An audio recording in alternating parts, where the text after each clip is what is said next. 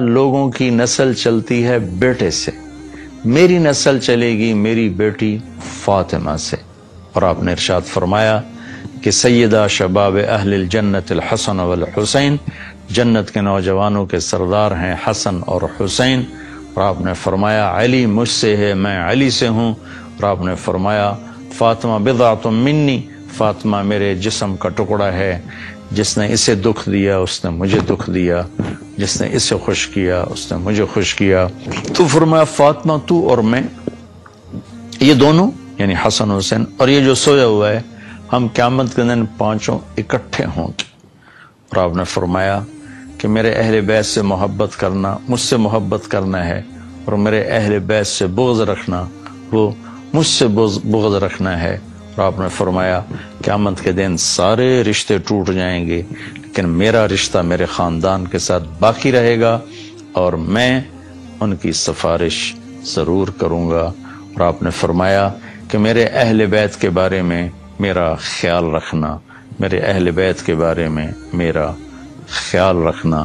آگے عقیدہ طحاویہ جو اہل سنت والجماعت کا عقیدہ ہے، اس کی عبارت ہے نبغض من یبغضہم، جو اہل بیت سے بغض رکھتا ہے ہم اس سے بغض رکھتے ہیں، اور جو ان کو اچھے نام سے یاد نہیں کرتا ہم اس سے بھی۔ پھر آپ نے فرمایا کہ حسن اور حسین جنت کے نوجوانوں کے سردار ہیں، اور یہ اللہ کے محبوب کے خاندان کو نمایاں کرتی ہیں، بڑا کرتی ہیں۔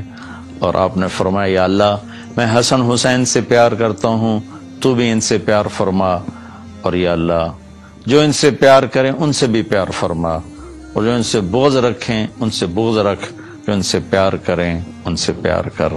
اہل بیت سے محبت نہ کرنا یہ نفاق ہے، منافقت ہے، کفر ہے۔ اہل بیت سے پیار کرنا ایمان ہے، ایمان کا کمال ہے، ایمان کا کمال ہے۔ جس گھر میں اللہ نے اپنے حبیب کو پیدا کیا، جس نبی کی گود میں ان کی اولاد پروان چڑھی، اگر ہم ان سے بغض رکھیں گے تو ہمارا ایمان کہاں چلا گیا؟ نہ ایمان ہے نہ ایمان رہے گا۔ ان کی محبت ہی اصل ایمان ہے، ان کی محبت ہی اصل ایمان ہے۔ ایک روایت یاد ہے کہ میرے نبی نے فرمایا جس نے میری اولاد میں سے کسی کے ساتھ اچھا سلوک کیا اور میری اولاد کا کوئی فرد اس احسان کا بدلہ نہ دے سکا، غربت کی وجہ سے یا کسی اور وجہ سے، تو قیامت کے دن میں اس کی طرف سے اپنے اس امتی کو اس احسان کا بدلہ دوں گا جو میری اولاد میں نہ دے سکا۔ اس پر میں ایک واقعہ سنا دیتا ہوں۔ یہ ابن جوزی رحمۃ اللہ علیہ جیسے محدث نے اس واقعے کو نقل کیا ہے اپنی کتاب البر والصلہ میں، کہ ہرات میں ایک سادات فیملی تھی۔ وہ خاتون جوانی میں بیوہ ہو گئیں، بچیاں تھیں، تنگ دستی آئی تو انہوں نے سمرقند کی طرف ہجرت فرما لی، رزق کی معاش کی تلاش میں۔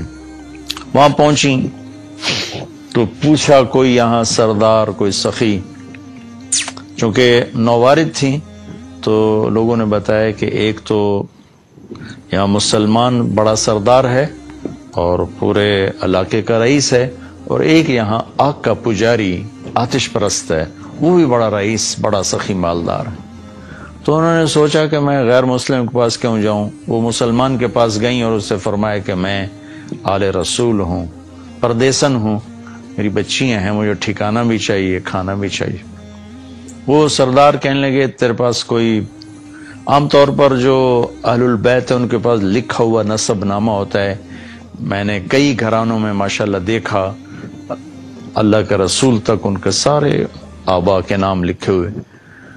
تو کہا تیرے پاس کوئی سند ہے؟ اس نے کہا بھائی میں تو پردیسی ہوں، غربت کی ماری میں کہاں سے سند دکھاؤں۔ تو وہ کہنے لگا یہاں تو پھر ہر دوسرا آدمی کہتا ہے میں سید ہوں، آل رسول ہوں۔ تو اس نے کوئی اچھا جواب نہیں دیا۔ تو وہ وہاں سے آئیں اور اس آتش پرست کے پاس گئیں، وہ جو آگ کا پجاری تھا، اور اپنا تعارف کروایا۔ اس نے فوراً اپنی بیگم کو ساتھ بھیجا اور کہا کہ جاؤ ان کی بچیوں کو لے کر آؤ۔ جہاں انہوں نے کہیں ٹھہرایا ہوا تھا ان کو لے کر آئے، سرد رات تھی، ان کو کھانا کھلایا، سلا دیا۔ رات کو مسلمان سردار نے خواب دیکھا کہ اللہ تعالیٰ کے محبوب صلی اللہ علیہ وسلم جنت میں ایک خوبصورت سونے کا محل ہے، اس کے دروازے پر کھڑے ہیں۔ یہ عرض کرتا ہے یا رسول اللہ یہ محل کس کا ہے؟ تو آپ نے فرمایا یہ ایک مسلمان کا ہے۔ تو وہ کہنے لگے یا رسول اللہ مسلمان تو میں بھی ہوں۔ تو آپ نے فرمایا اپنے اسلام پر کوئی دلیل پیش کر، کوئی ثبوت پیش کر۔ تو وہ کانپ گئے۔ تو پھر اللہ کے نبی نے بہت غصے سے فرمایا کہ میرے گھر کی بچی تیرے دروازے پر چل کر آئی اور تو نے اس سے ثبوت مانگے کہ مجھے ثبوت دے، تو اہل بیت میں سے ہے، میری نظروں سے دور ہو جا۔ ان کی آنکھ کھولی تو ان کی چیخ و پکار، وہ ننگے سر ننگے پاؤں باہر نکل کے شور مچایا کہ وہ جو پردیسن خاتون تھی کہاں گئی؟ کہا جی وہ تو وہ لے گیا، وہ آتش پرست آگ کا پجاری لے گیا۔ وہ بھاگے اور جا کے اس کے دوڑ دروازہ توڑا۔ وہ گھبرا کے باہر نکلا تو دیکھا تو وہ رئیس۔ کہا کیا ہوا؟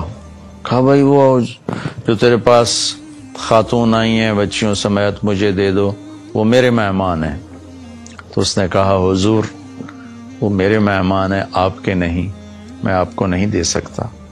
وہ کہنے لگا مجھ سے 300 دینار لے لو۔ 300 دینار کوئی آج کا 60-70 لاکھ روپیہ بنتا ہے۔ کہ مجھ سے 300 دینار لے لو اور وہ خاتون بچیوں سمیت میرے مہمان بنا دو۔ تو وہ رونے لگا، کہا کہ میرے بھائی بن دیکھے کا سودا کیا تھا، اب تو دیکھ چکا ہوں، اب میں تمہیں کیسے واپس کروں؟ کہ میں نے بھی خواب دیکھا جنت کے دروازے پر اللہ کے نبی کھڑے ہوئے تھے، تجھے ڈانٹ پڑ رہی تھی، تجھے کہا جا رہا تھا دور ہو جا۔ اس کے بعد اللہ کے نبی میری طرف متوجہ ہوئے اور فرمایا تو نے میری بیٹی کو ٹھکانہ دیا، چل تو تیرا سارا گھر سب بخشے گئے، سب کے لیے جنت کا اللہ نے فیصلہ کر دیا۔ کہ میری آنکھ کھلی ہے، میں ایمان لا چکا ہوں، میرا سارا گھر کلمہ پڑھ چکا ہے، ہم سب مسلمان ہو چکے ہیں، ہم وہ دولت آپ کو کبھی واپس نہیں کریں گے۔ یہ اہل البیت ہیں، اور یہ کوئی 300-400 سال کے بعد کی نسل ہے، تو حسن حسین کا کیا مقام ہوگا، زین العابدین کا کیا مقام ہوگا، زینب کا کیا مقام ہوگا، فاطمہ کا کیا مقام ہوگا، علی کا کیا مقام ہوگا، عباس کا، جعفر کا، عقیل کا۔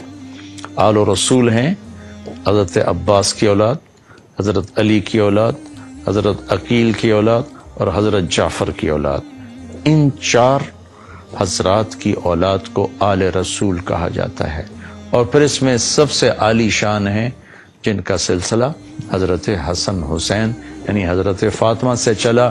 حضرت علی رضی اللہ تعالیٰ عنہ کے حضرت فاطمہ کے بعد آپ نے 7 شادیاں اور کی، ان سے بھی آپ کی اولاد ہے، وہ بھی اہل البیت ہیں چونکہ حضرت علی کی اولاد ہیں، ان پہ بھی صدقہ حرام ہے۔